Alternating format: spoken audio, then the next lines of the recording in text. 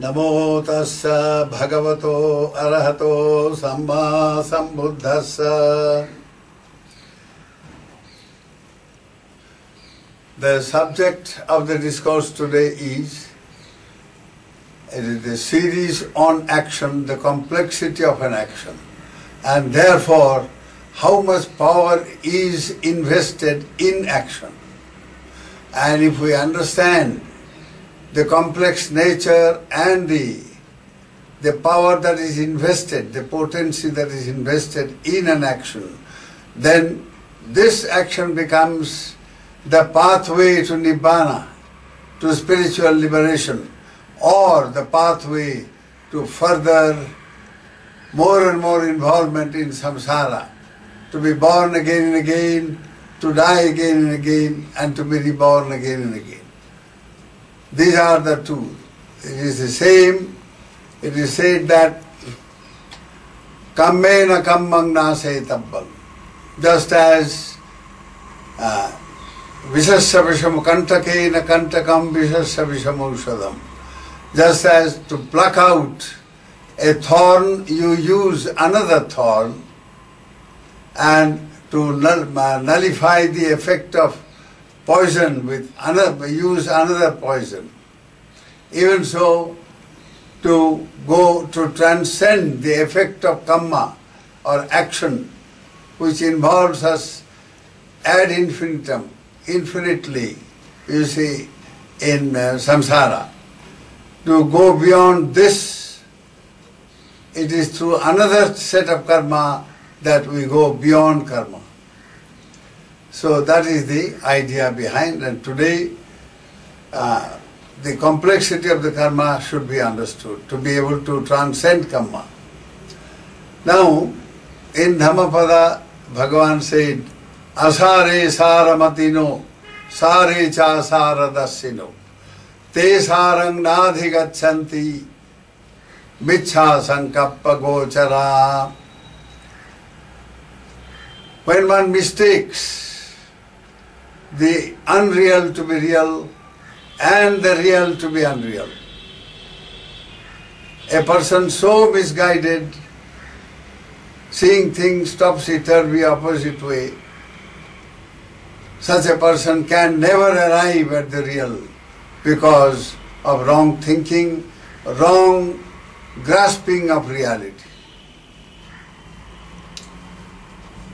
Now, here the seeing things in the opposite way comes because of ignorance, of delusion, of not knowing the reality. So, how a person can be deluded can be, you see, we can illustrate it by from a historical, a real story. It is said in the latter part of 19th century or the early part of is the 20th century, when Queen Victoria was ruling. She was the Empress of India. Yet she was so ignorant, utterly ignorant, not knowing anything about how to rule. Not knowing how to rule, yet she ruled. That is the nature of the world. So it is said there was a very, very big famine that struck the island, the British Isles, the three islands, you see, the island of the England, Ireland and Scotland. All the three islands were affected tremendously by famine. And famine led to disease, and disease led to other complications like the ghosts and evil spirit, troubled by evil spirits and so on. So the threefold pestilences, as it is called, that struck British Isles, and a large number of people were running away from the country, large number of people died, and they were suffering. So Disraeli, a Jew, who was the Prime Minister and a very brainy person indeed, he went to the queen and said, "Your Majesty, now your subjects are dying in hundreds and they have nothing to eat." Then the queen asked, "Well, haven't they got bread? Don't they have bread to eat?" He said, "No. They're hungry, they're dying."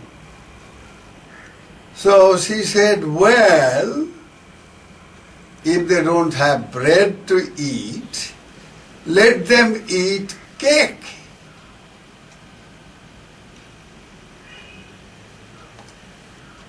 Now Disraeli was so dismayed by the sheer ignorance of this woman. She says, if they don't have bread, let them eat cake. Now after all, cake comes from the same substance that bread comes from the same wheat. Like when they can't afford even bread, how can they afford cake? Now this simple thing, this royal woman who was an empress of India, she couldn't comprehend. And like a child she said this, not that she was mocking or making fun of this situation. No. She was very, very serious indeed, but she was a childlike, foolish, simplistic person who couldn't just comprehend the situation. And a similar thing happened here in India. See, these Maharajas had their children educated in a very posh school. They had this school in Ajmer, Prince School, Princess School and all that. So India more or less had this famine situation very frequently and all kinds of sufferings. Suffering. But these princes and the princelings, princes were those who are going to be Maharajas and princelings were just royalties, they belonged to the family of Maharaja, and some Maharajas had dozens of wives. Now, these little kids, they were all put into that school run by Englishmen. There was a Jewish person, principal, very brainy fellow. He knew how to turn these princelings into a perfect servant of the British Empire. So he trained them. So there were in one of these situations, very painful situations, now the princes were asked by principal, he said, "You know, people are dying, you know, in the newspaper, have you seen in your library?" He said, "Yes, but we don't know what does it mean. How can that happen?" Some of these bigger boys who are 18 or 17, 18, 16 and so on up to the 10, and when they attain the 20th, they will be sent to England. That is how they were brainwashed. Now, these princes couldn't comprehend. So, this gentleman, he was also a priest of some kind. He felt very sorry. He said, "Let them see. Let me expose them." So he sent them in vehicles, in posh princely royal vehicles, cars, all kinds of very costly models from Europe and America. They were imported. And so he sent them, some to the jail, some to the hospitals, and some to the just bazaar in the markets of Rajasthan. Very dirty and small little lanes and filled with beggars and all kinds of misery. So now some of these princes who went to the jail and they saw, one person came and said, they saw whatever is happening there. Similarly, the hospital, the princes who went to the hospital and those who went to the market, bazaar and all that, they came, all of them. In about 10 to 15 days' time, he called another meeting and called all these princes and said, "Come on, describe your experience. What dukh is. He used the word dukh in Hindi. What suffering is. Now these princes, when they came back, those who were, exposed to this, some said, my goodness, I can't imagine. I saw a man being hanged. He was just pushed up on a platform, and then the platform was covered on the sides, and then somebody pulled a chain or a rope chain, and then he just dropped. And then the cloth was removed and he was brought, a dead body, with the tongue coming out and very hideous, horrible looking. I have never seen this. And I can't sleep. For days together I am haunted by this sight. Now the other prince, he says, my goodness, I saw a man being whipped for running after a woman. And it was, in old days, what is Pakistan now and Rajasthan, contiguous areas. And so the prisoners were brought there also. And this fellow was thoroughly whipped in the open, publicly, very, very cruelly indeed. And then some other fellow had his hand cut off, according to the Muslim law, because he had stolen. And some fellow went against the told lie to the judge. And the judge punished him for 6 months. Labor, hard labor, and all kinds of terrible punishments and sufferings. So all these princes were simply mortified after seeing all these. They couldn't sleep for days together. And they came and described their experience in the most miserable way. So also the other princes in the hospital. He said, my goodness, I saw whole body simply festering with wounds and all. That means he saw some of the leprosy patients. Now, in the bazaar he saw these beggars, miserable, and all that. So when they came and described, this principal laughed. He said, this is your country, prince. This is where you are going to rule. And prepare yourself for your task. So dukkha they didn't know. Now they saw dukkha. So they said, why these punishments? Why? Why are they suffering? They say, you tell why. He said, we don't know. It is the law, it is the rule, it is the British rule. He said, no. All this suffering is because the crime they have committed. They said, what is crime? Crime means some action. Stealing, killing, murder, telling lies, committing immoral actions, all kinds of things like that. So then what about the hospital, all those? They have not crime committed. But he said, action is suffering. Whether action done now in this life or action done before in the previous lives. So they asked, oh, there is a previous life also. Of course, there is. Life after life after life, these gentlemen, principal, he had already studied Indian religion, particularly Buddhism. He was a convinced Buddhist, so to say. And he quoted, he said, from life to life you have to suffer. So now this experience profoundly moved the minds of those youngsters, and many of those youngsters later on, they joined the Indian army, became generals and whatnot. And some of them became ministers and all that. So you can see what ignorance can do.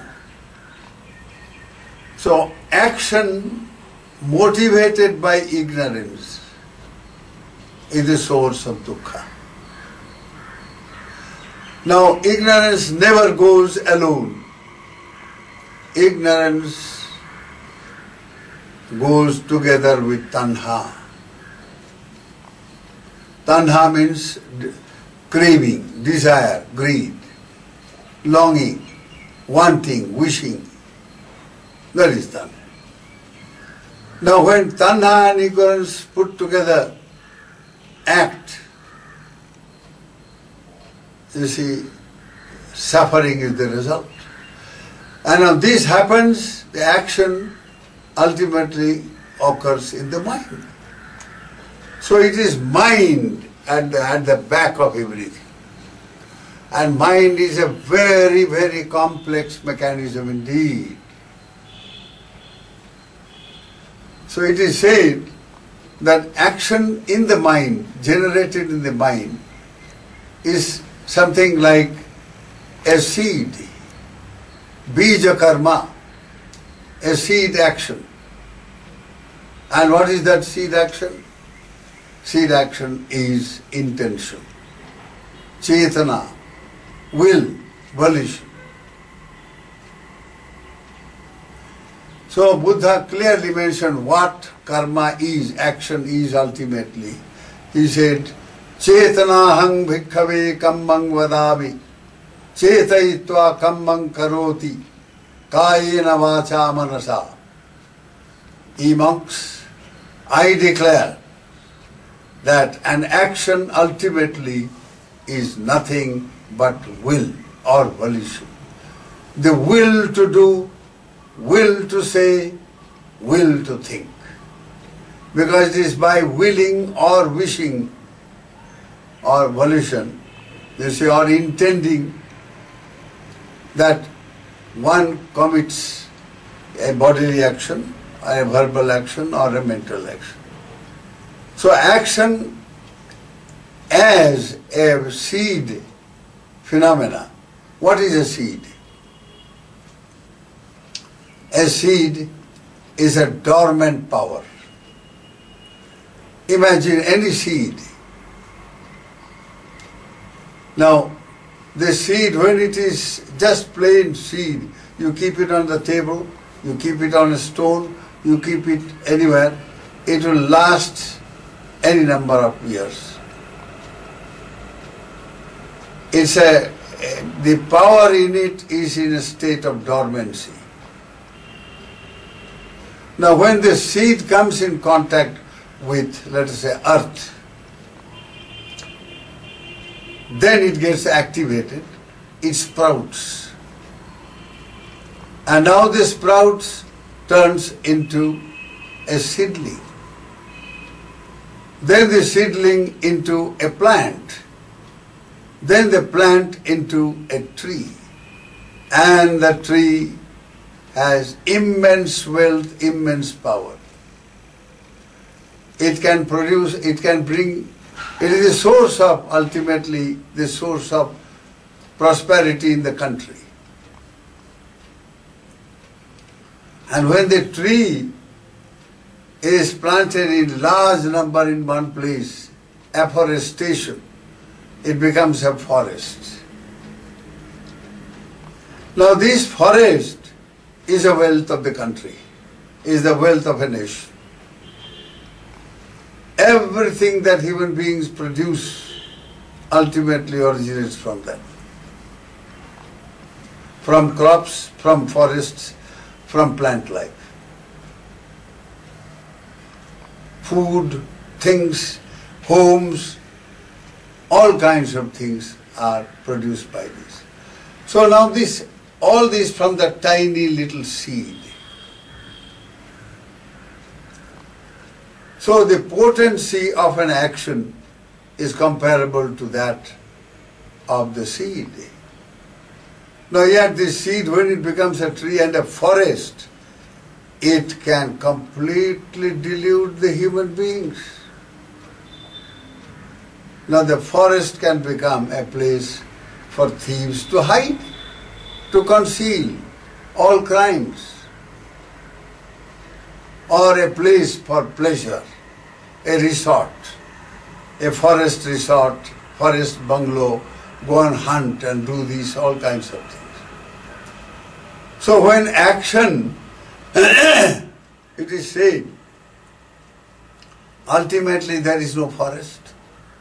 It is nothing but an aggregation of trees.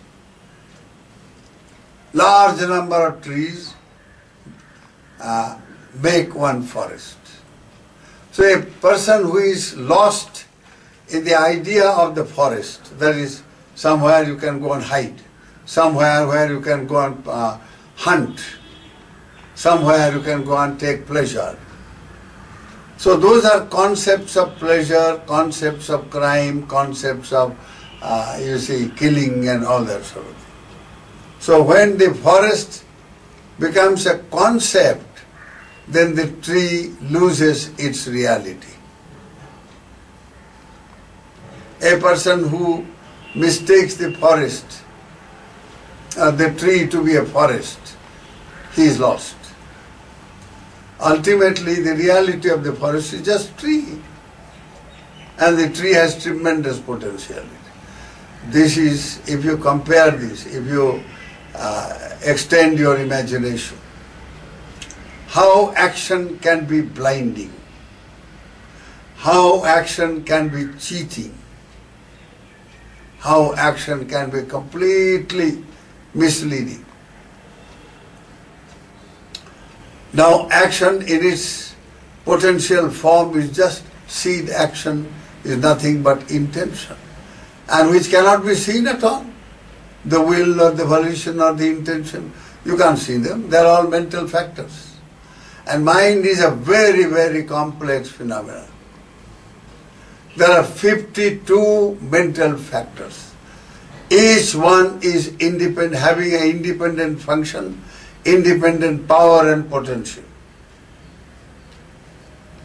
Now, in the Satipatthana Sutta, Bhagavan gives an example, very beautiful example indeed, where he said, just as a man goes to the market with a bag, and he fills his bag with all kinds of, provisions, rice, dal, and all sorts of provisions.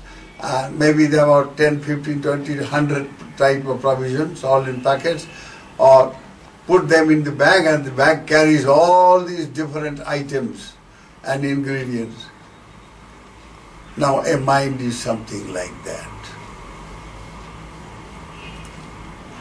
It has got 52 different types of mental factors, each one independent, each one profoundly powerful, each one functioning in its own distinctive way. So in this complexity called mind, it's like a thick jungle. Once you get inside, you cannot come out of it, you get lost. So you can get lost in the jungle of mind unless you know the nature of mind. And unless you know the nature of mind, you can never know the nature of life. And you can never know the nature of life unless you know the nature of the content of life, which is action. So ultimately the whole thing boils down to action. Unless you know action, you can never know what life is. Life ultimately boils down to action. Just see for yourself, we have been discussing this in this series, and all of you are aware, those who have been regularly following it, that ultimately life boils down to that. From morning till night, what are you doing? You are engaged in some action. And all these actions, whether it's bodily, verbal or mental, and these actions are so powerful, they create destiny. What you are going to be in this life, or what is lying ahead in this life for you in future, all those are in the form of actions of the past. They committed, they are all in the form of seed action, which are in your consciousness. They lie dormant in your mind. Vipaka chitta. Only time it is only a matter of time that they get activated and fructify. So in one sutta, it is called the Bhava Sutta, where Bhagavan said, he called Ananda, he says, Ananda, will there be any loka, let us say kama vachara, kama loka, the world which is predominantly, it is dominated by desire. In this plane of existence, kama loka, all beings are motivated by desire of some kind. Kama means desire. The desire-bound existence, that is kama loka. So he said, in this kama loka, is it possible that such a kama loka can exist? If there were no kamma, vipaka, you see, a vipaka chitta, a vipaka kamma, which can fructify only in kama loka. If you had not committed any action, in other words, if you have not committed any action which can fructify or produce result only in kama loka, will there be any kama loka? So Venerable Ananda said, Bhagavan, definitely not. Because there are millions and billions of beings who have committed actions which can fructify, which can produce result only in kama loka. Therefore kama loka exists. So if this immense, vast number of beings at different stages of evolution, they are all born in this kama loka, in different ways, whether as human being, or as animals, or as ghosts, or as devils, or as devas of different powers and different sublimity. All these beings are motivated primarily by desire.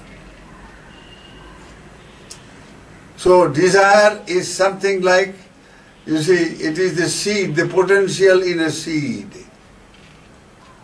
When that desire sprouts in the mind, it grows into a seedling.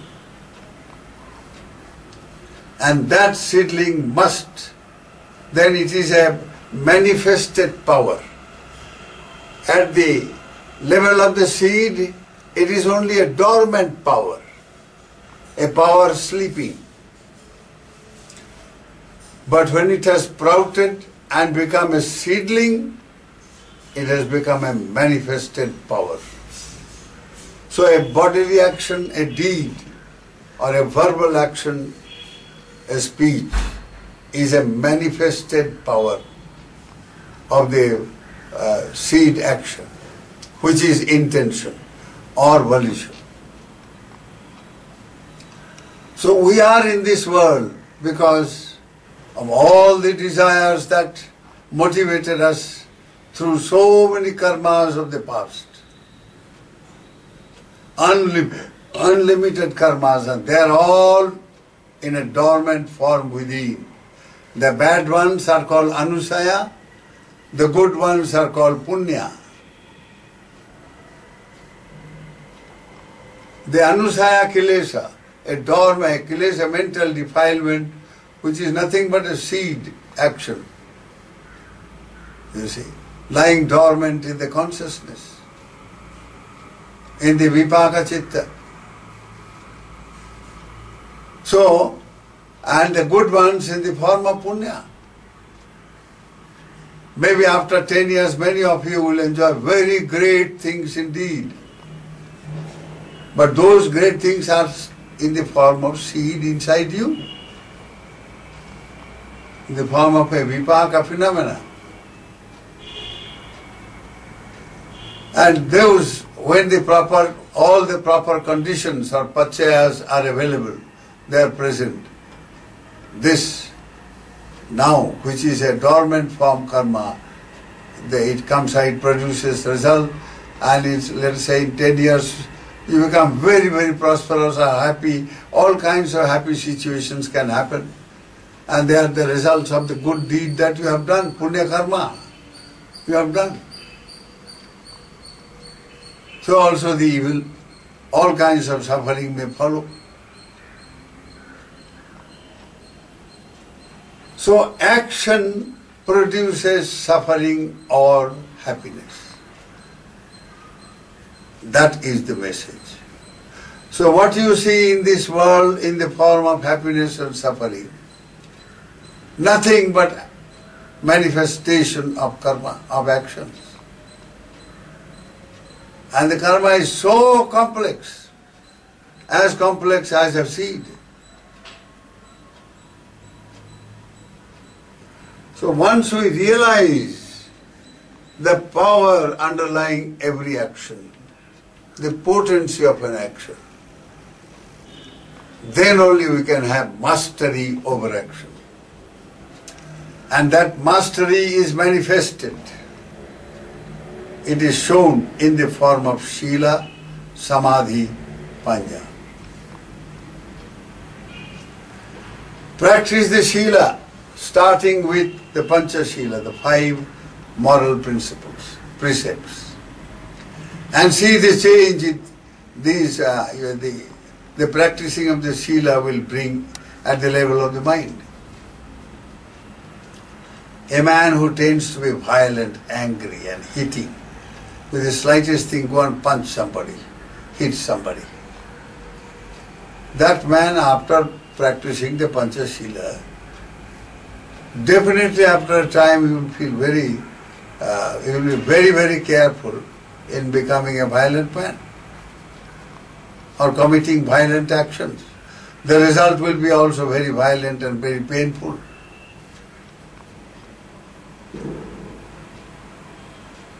So, why are the people born in a slum, as these princes went and saw?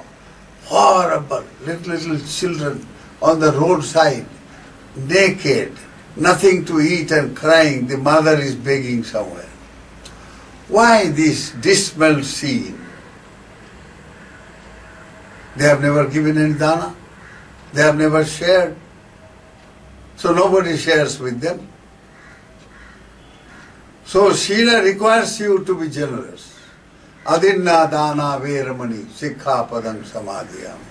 It doesn't mean that you don't only take or misappropriate somebody's property, but you positively learn to give, to share. Let it be a glass of water. Let it be a knowledge that you possess. So the power of creating destiny lies in action. And that is in dormant form, Chetana, in a Vipaka Chitta. Today we have discussed this much about action. We will continue to focus on action because that is life. If you want to have some mastery over your life, have mastery over your action. No amount of petitioning to a god, of bribing a god or a guru or anything, any ritual of any kind is going to create your destiny. No. Your action will create the destiny. Knowing this, we will conclude today.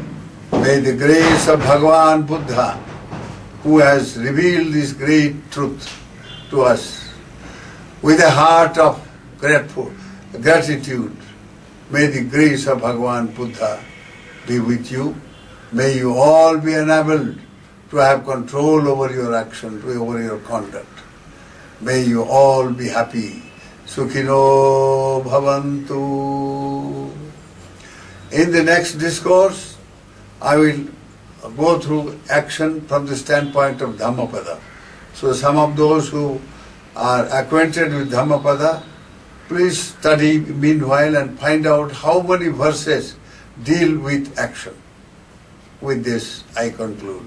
Sukhino bhavantu.